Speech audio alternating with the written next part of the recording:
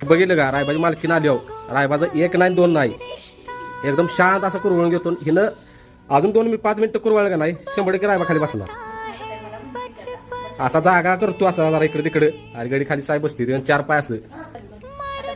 हो का, काय म्हटलं तुम्हाला कसं आहे हे रायबाचं बघा चालू. आता आता साहेब पाय पसरणार हळूहळू.